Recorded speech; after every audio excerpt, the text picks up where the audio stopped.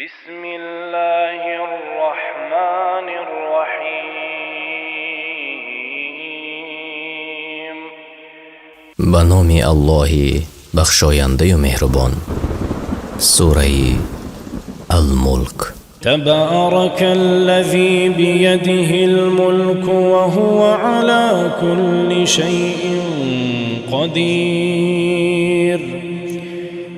پربرکت و بزرگوار است، یعنی خیر الله بسیار و انعامش بزرگ است. آن که به دستی است ملک و پادشاهی دنیا و آخرت از آن است و امر و قضایش در هر دو جهان گذراست و او بر همه چیز تواناست. الذي خلق الموت والحياة ليبلوكم أيكم أحسن عملا وهو العزيز الغفور.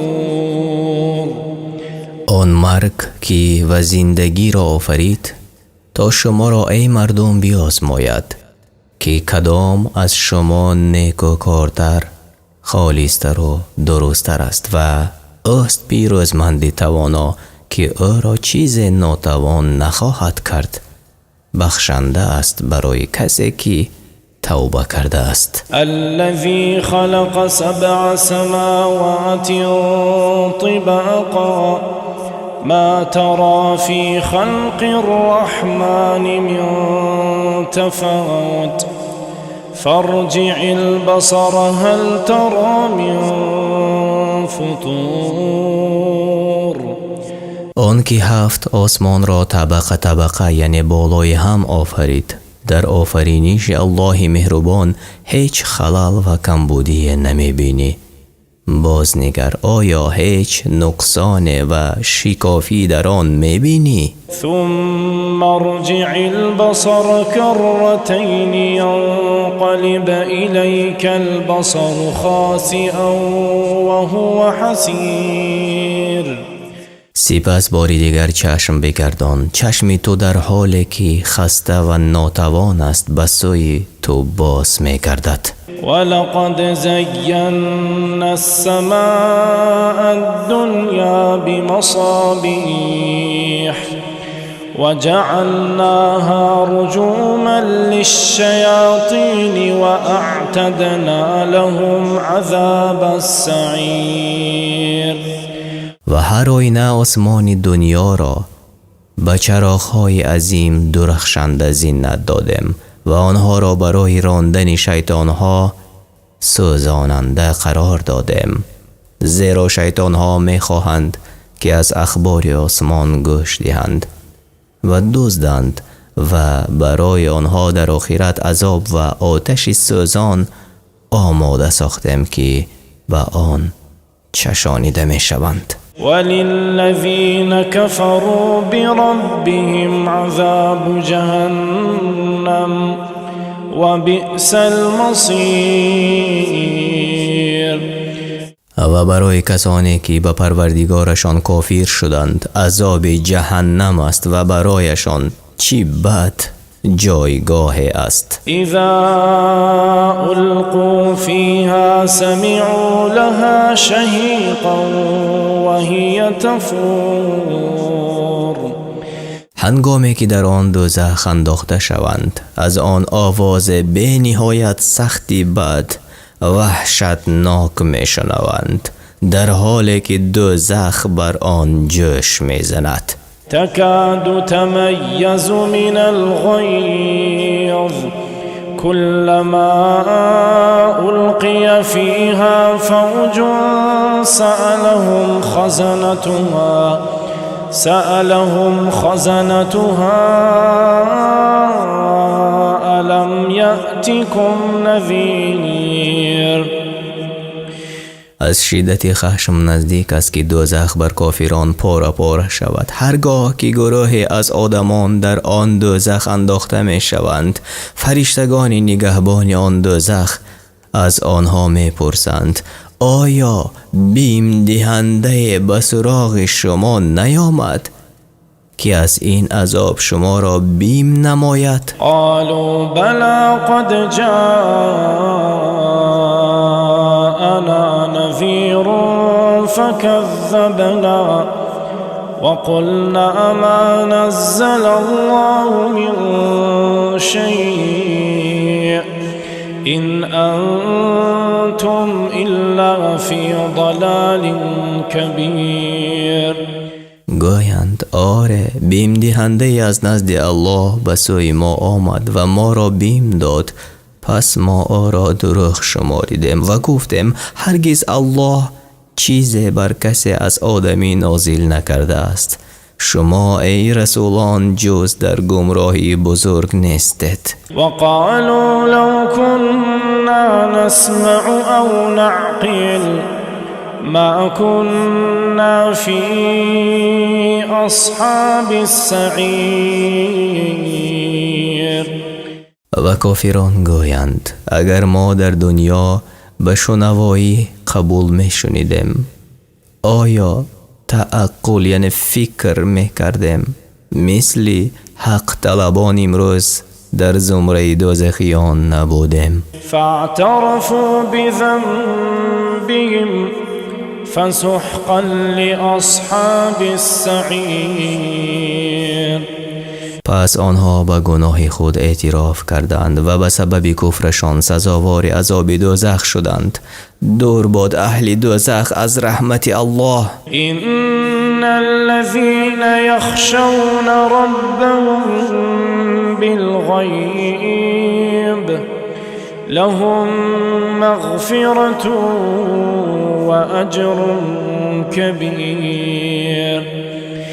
بیگمان کسانی که غایبانه از پروردگارشان می ترسند، حتی در حالتهایی که غیر از الله کسی دیگر خبر ندارد و او را عبادت می کنند و نافرمان برداری نمی کنند، برای آنها آمرزش از گناه ها و پاداش بزرگ یعنی جنت است.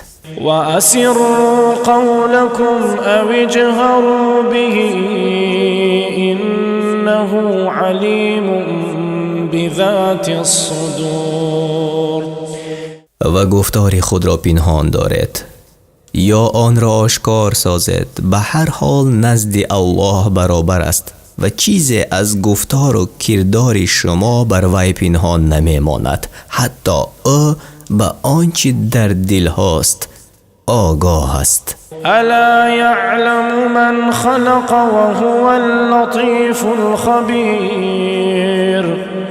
آیا کسی که همه موجودات را آفریده است، خلقیت آن را خوب و محکم کرده است، پس چگونه از حال آنها نمی داند، در حالی که او نازک بین و آگاه است به اعمال بندگانش. هو الذي جعل لكم الأرض ذلولا فامشوا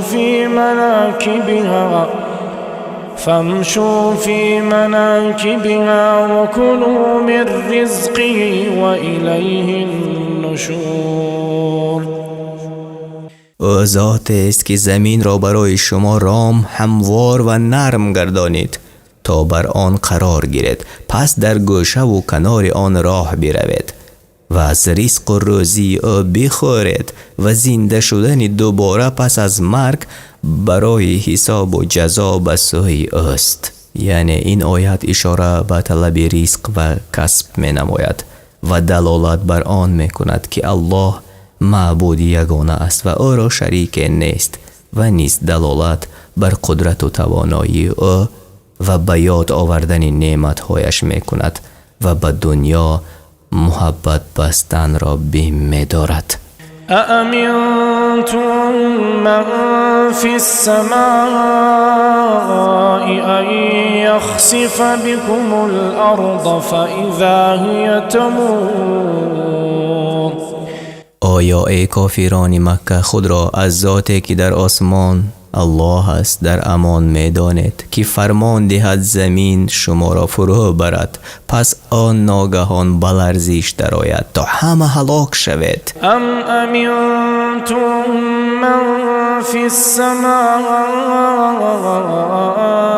ان یرسل علیکم حاصبا فستعلمون کیف نذیر.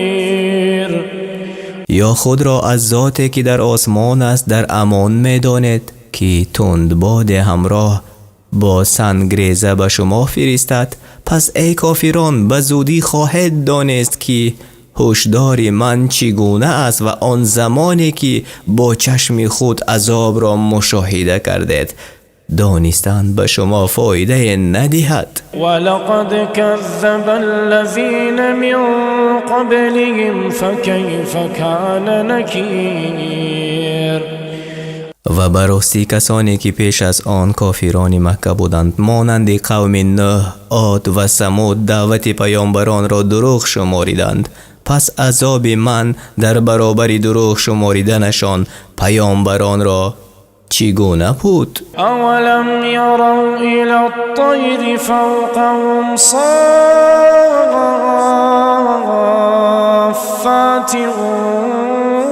ويقبض ما يمسكهن الا الرحمن انه بكل شيء بصير. آیا این کافران بخبرند به پرندگانی که بر بالای سرشان است که گاه بالهای خود را می‌کشایند و گاه فرو می‌بندند؟ نگاه نکردند جز الله مهربان کسی آنها را بر فضای آسمان نگاه نمی‌دارد. بیگمان او به هر چیز بیناست. امن هذا الذي هو جند لكم ينصركم من دون الرحمن إن الكافرون إلا في غرور. یا به گمان شما آن کسی که خود برای شما چون سپاهی است که شما را در برابر الله مهربان یاری می کند کیست؟ کافران جز در فریب و غرورشان نیستند. امن هذا الذي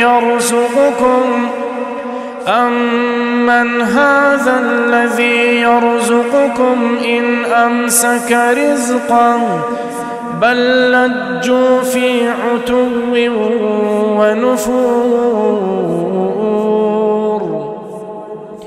یا کیست آن ذات که به شما رزق و روزی دهد اگر او رزق خود را به شما باز دارد؟ بلکه آن کافران در سرکشی و رمیدگی از حق محکم پیوستند، یعنی از حق نفرت و تکبر می‌ورزند و نه پند می‌گیرند و نه پیروی می‌کنند. افمن یمشی مکبا علی وجهه اهدی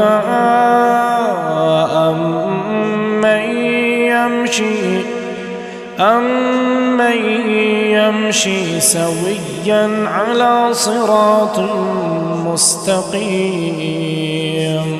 آیا کسی که بر او افتاده حرکت می کند و نمیداند کجا می رود و چگونه می رود به هدایت نزدیکتر است یا آن کسی که ایستاده بر راه راست می رود که در آن هیچ کجی نیست؟ قل هو الذی انشأکم وجعل لكم السمع والابصار والافئده قلیلا ما تشکرون. بگو ای رسول او ذات است که شما را نخستین بار آفرید بعد از آن که چیزی نبودید و در عدم یعنی نیستی قرار داشتید و برای شما گوش داد تا با وسیله آن بشنوید و چشمان داد تا با وسیله آن ببینید و دلها را قرار داد تا با وسیله آنها در مخلوقات الله بیندیشید. اما شما ای کافران اندک سپاسگزاری میکنید. قل هو الذی ذرأکم فی الارض و الیه تحشرون.